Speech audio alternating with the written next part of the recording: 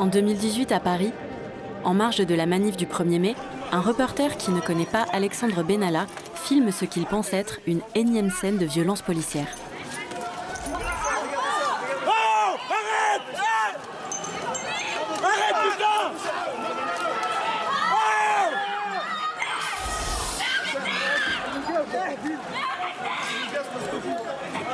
Ils nous cassent parce qu'ils veulent pas d'image, ils veulent pas d'image. Regardez bien ce qui se passe.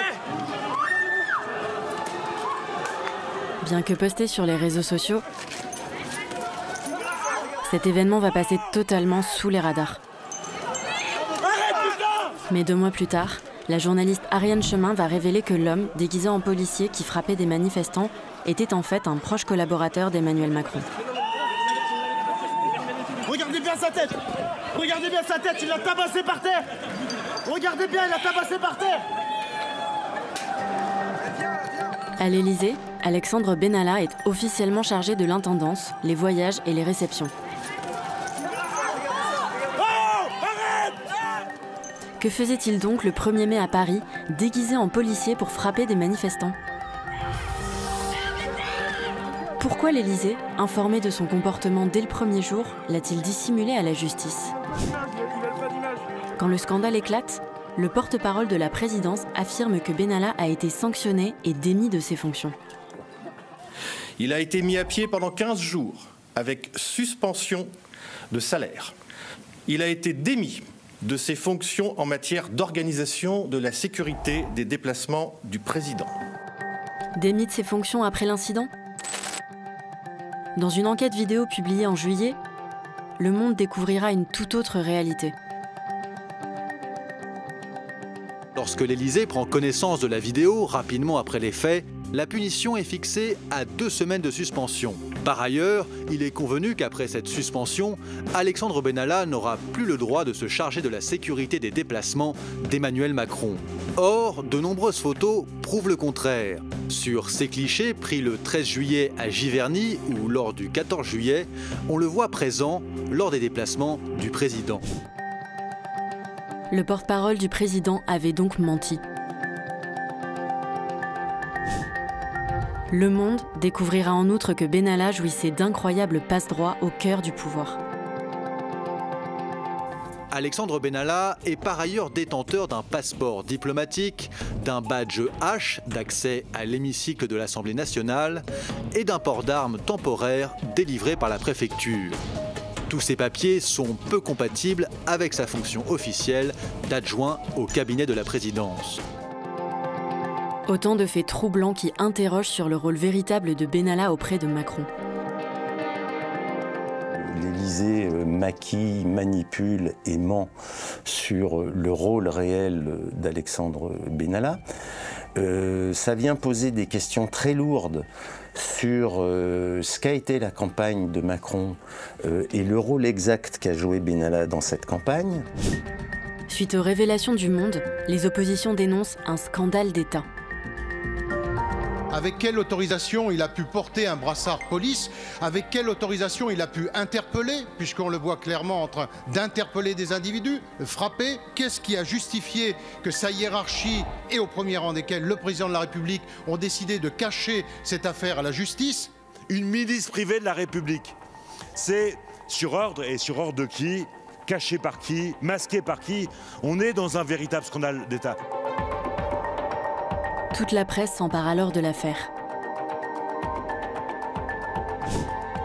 Même BFM TV, qui soutient Macron, va retrouver dans ses archives plusieurs faits de violence imputables aux gardes du corps du président.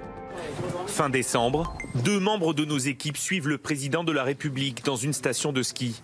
Un soir, alors qu'Emmanuel Macron dîne avec son épouse, les 2 journalistes sont postés à quelques mètres, guettant sa sortie pour une réaction politique. Alexandre Benalla les voit et les interpelle. Vous sortez votre pied d'identité et on va être très très con maintenant. Alors maintenant, je vous répète les choses. Il veut être tranquille. J'ai entendu. Alors, si vous avez entendu, pourquoi vous ne mettez pas en application? Pourquoi vous ne dégagez pas? Après quelques vifs échanges, la caméra coupe. Il nous demande explicitement, voulez-vous qu'on aille s'expliquer un peu plus loin en faisant voir, elle est point l'ont fini par rentrer. Il nous suit, nous expliquant que nous n'avons plus intérêt à revenir et puis qu'il savait où on habitait à Paris, qu'il savait avec qui on vivait et que désormais il allait nous suivre. Une attitude déjà remarquée à plusieurs reprises. L'année dernière, c'est dans le sud qu'Alexandre Benalla fait parler de lui. Emmanuel Macron est alors en vacances à Marseille. Un photographe se présente devant l'officier de sécurité et demande s'il est possible de prendre quelques clichés du président. Il m'envoie bouler, il me dit qu'il refuse de me dire bonjour. Il me dit suite à ça, vous êtes en garde à vue, vous ne bougez plus. À un moment, j'ai mon téléphone qui sonne. Il essaye de m'agripper le téléphone. Il me saute un peu dessus. Il me dit vous êtes en garde à vue, vous n'avez pas le droit au téléphone. Autre précédent, lors de la dernière campagne présidentielle, un journaliste suivant le président à distance raisonnable du cortège est pris à partie par le garde du corps. Ce dernier le ceinture avant de le pousser sur 50 mètres et de lui arracher son accréditation sans aucune explication. Là, il y a le feu dans la maison Élysée. Il y a des moments de très grande inquiétude et il y a ce coup de sang de Macron. Nous avons une presse qui ne cherche plus la vérité. S'ils veulent un responsable, il est devant vous, qu'ils viennent le chercher. Et ce responsable, il répond au peuple français et au peuple souverain. Et attention.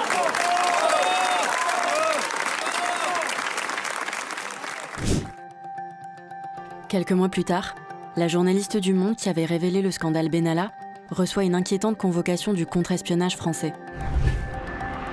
Le 29 mai 2019, elle va être intimidée durant 3 quarts d'heure dans les sous-sols de la DGSI à Levallois-Perret.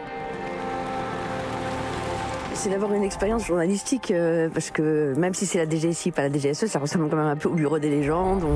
On arrive au 4e sous-sol, c'est gris, il y a des néons, une paire de menottes qui pendouillent à côté de vous.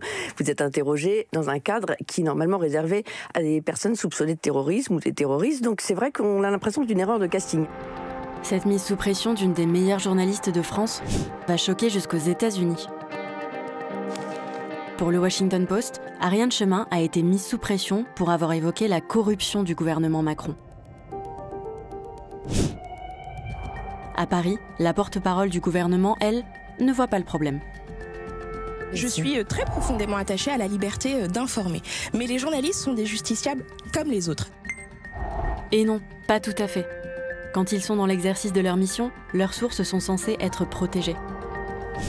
Après avoir fait pression sur Ariane Chemin, la Macronie va cibler une autre journaliste, Valentine Auberti. Vous vous souvenez ? L'envoyé spécial de Quotidien qui avait osé questionner Emmanuel Macron sur sa visite privée au Taj Mahal. 10 minutes en off, c'est des extraits de nos documentaires refusés par toutes les chaînes.